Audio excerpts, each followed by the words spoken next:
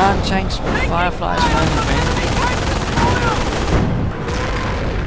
And we have a Nebelwerfer Alpha Jaren blasting away at the bridges, probably going to hit around here. Right among Carl's troops again. It's an awfully forward position he's chosen alongside Mr. Sunny, and certainly a very nice target for artillery, since you're pretty much guaranteed to hit something from either force. So that's a bit of a reminder, don't just clump together on the battlefield, you just make yourself a prime target for artillery, really. Very nice target, and support truck trying to get out of there. Truck also on fire again. This really seems to be something with all of these British trucks, and forcing the drivers to fly while on fire, and this truck did not make it out of there, blowing up in pieces, catapulting the driver out through the front window and into this small hit. And apparently Captain Sunny urging his comrade to go, although if he has noticed, Mr. Carl does not really have a much lot to go with, and is quickly being stopped by the MG42, setting up a 25-pounder howitzer. Not entirely sure where this is going, and apparently his comrade is urging him to use it. And there we go, firing, and we're not entirely sure what happened there. Apparently it just moved to another position, or Carl ordered it there, I'm not sure. But a good tip in case you are using artillery, just hotkey it, for example, to 0.5, which is what I always do. Then you can always have the artillery at your fingertips when you need it during a battle. But I'm not entirely sure what happened there, certainly not good.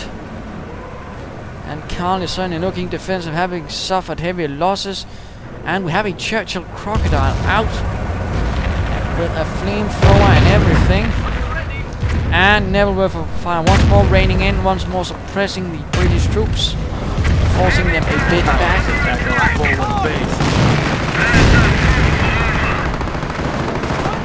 And we have the Panther out for DjeyDjey, firing away at the British troops, forcing them into a full retreat, although I'm not sure why. The Panther is not that huge of a threat, and if they had some anti-tank weapons, which they probably didn't have, they could have dealt with it. There you go, MG bunker setting up here though. Flamethrower team keeping it covered until then. Pack firing away as well. British troops getting a bit too close to the bunker though.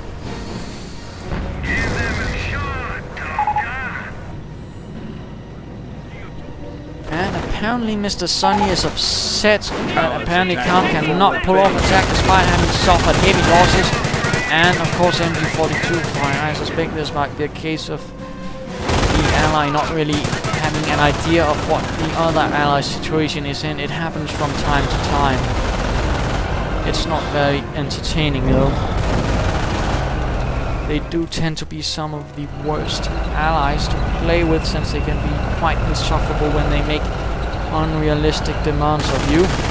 There you go, forcing his Churchill forwards, not getting close to use the flamethrower though, although looks like he might be trying there. Finally taking fire from the pack, second Churchill on the way. And digging in the Churchill right in the line of fire of the pack. Goodness gracious, what is Sunny doing? And we hear the sound of a V1 and a mine right there for no apparent reason. Where will the mine hit? Or the V1 hits right into the Churchill. That's quite the luck. The other Churchill being knocked out while this one is still alive, but will certainly be knocked out very soon by all the anti-tank fire. And there we go. Two Churchills lost in quick succession. Panther being buttoned up, really forcing it to slow down.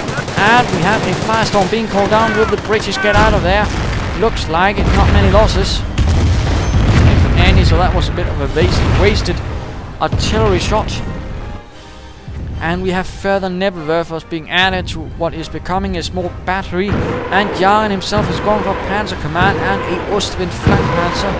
And there we go, dual Nebelwerfer fire. Continuing, apparently raining down there, all right onto Carl's base. Forcing his infantry to not really move forwards. And again, Mr. Sunny not really apparently understanding what situation his teammate is in. And of course doing what is then of course an attempt at somehow releasing himself from any blame, instead of actually realizing that he might have been able to do something a bit more himself, perhaps attacking from another angle instead of just continuing down right here. But there you go, sometimes people like that just appear. Although again, not just trying to say that Carl is doing amazingly, he's certainly making a lot of blunders himself, but he's certainly being a better sport about it. Panther right out in the middle of everything, not really doing much, only one kill so far.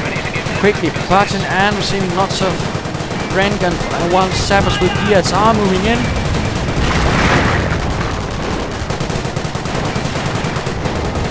Shots not really doing anything, and flamethrower moving in, torching the British, sending a lot in flames and forcing the rest back. And we have a huge British assault right here in the southeast. Now getting the idea that he might want to attack from some other angle, which I say is about time. Already 30 minutes into the game, and he's only now beginning to consider other avenues of attack. Although he is still relying on the Soviet school of strategy, human waves. And again, this is commonly feels, so using cover and combined arms is usually the best attitude and method of actually achieving anything. But there you go. Lots of artillery right here. Again on Carl's positions, he might want to consider pulling a bit back, since he's not really gaining anything. And having secured resourcing, apparently getting a bit more fuel out at this point, but he's taking a lot of fire from this point as well. Not doing well, and these British troops are forced into a full rout at the site of a firestorm. Now the Austrian firing as well, suffering a bit of damage but no heavy losses. But again now leaving Carl to take the brunt of the German attacks. Nebelwerfer still ready to blast away. And further Panthers and Ostwinds joining the fight. No Panther Force though. I'd really like to see a Panther Force. That would really be good, I think. And we see the pack moving in to fight away at Carl's headquarters spot. They have destroyed a German see howitzer fire knocking out the pack 38, so that's always nice. Churchill ADRE being fired upon from the Panther to the rear. Not good against sending in your tanks unsupported, in particular tanks like this, which is rather more specialized. Which is not good. And we see a firefly from Carl firing away at the German armor. Very nice choice. That's a lot more helpful than Sonny, who has so far not done a command truck. But there we go, setting up right here. Bit exposed, I dare say. And Churchill locking down in the face of the Panther, not sure why he's doing that.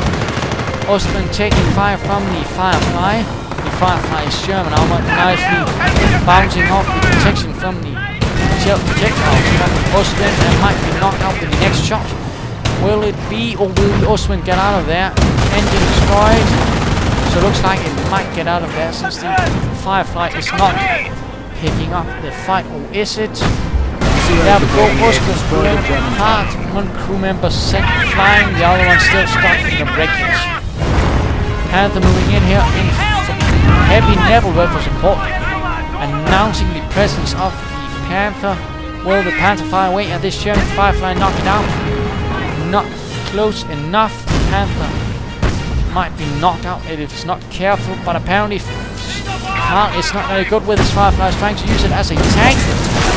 And Firefly doctrine wasn't really to use it as a tank, but more like a mobile anti-tank gun. That was really how British use these sorts of weapons, of course in support of other tanks. You don't want to use it as the actual tank. It's much too precious. There we go. Panther wreck. So one Panther down and a Ostwind, but looks like the Germans are lining up for a fresh attack.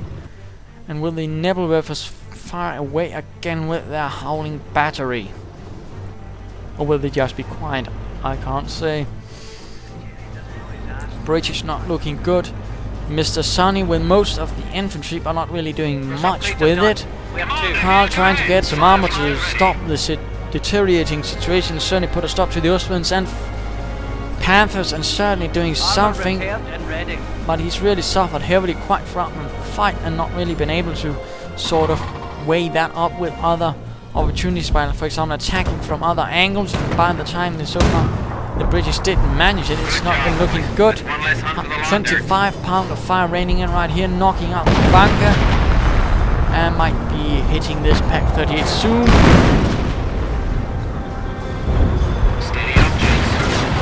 Firefly taking shots at the Austrian flak panzer, and DjeyDjey has left into 1 for his SS armor. I mean, they will take less damage, which is certainly always nice. Another Panther out, and looks like we have a Cromwell knocked out. Possibly Sunny, since I've so far only seen Carl go for the Firefly and the command tank.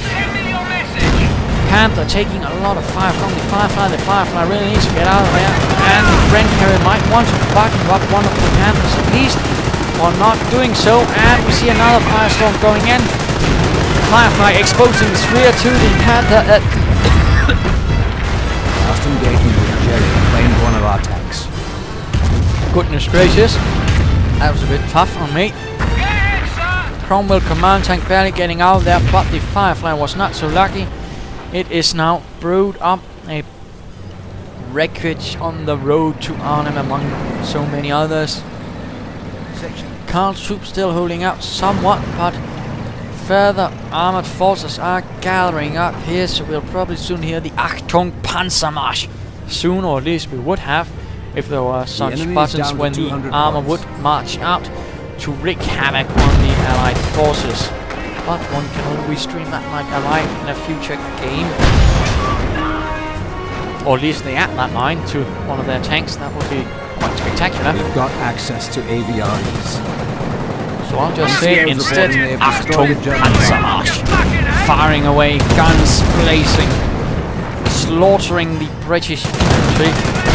Well, they would have if they could probably hit it. And looks like the match is over. At least Karl deciding he cannot win in the face of this. And it certainly looks bad for the British. So, what can we learn from this? Well, for starters, don't place your positions too close to the enemy. And certainly while the British do have an advantage at this, it will certainly lessen via the next patch. And of course, if your opponent knows what he's doing, he can really turn that table against you, as they did here, really applying a lot of pressure and knocking out Karl first for really pushing the edge and placing it too close to the enemy base, losing a mortar pit and almost losing a command truck. And of course, another thing is, don't just continually attack from the same point. You don't want to go straight down here continually. You want to go around here, for example, attack from different angles. They didn't. They instead allowed the Wehrmacht players to really fortify, and of course they constantly threw away expensive Churchill tanks like they were nothing. Again, huge loss for the Wehrmacht players. Don't just float around manpower like that. That was a really spectacular thing. And of course, get more infantry. But at the same time, they did do alright, because the British did constantly throw them at from one point. Also, coordinate better with your teammates. Don't both go for the same doctrine. Again, I think if either Karl or Sunny had gone for perhaps commandos or Royal Artillery, it would have gone a lot better. So there you go, and I hope you enjoyed it, and if you did, why not subscribe or tell your friends. This is Imperial Dane saying, in 2 versus 2 and above, teamwork is imperative. Cheers.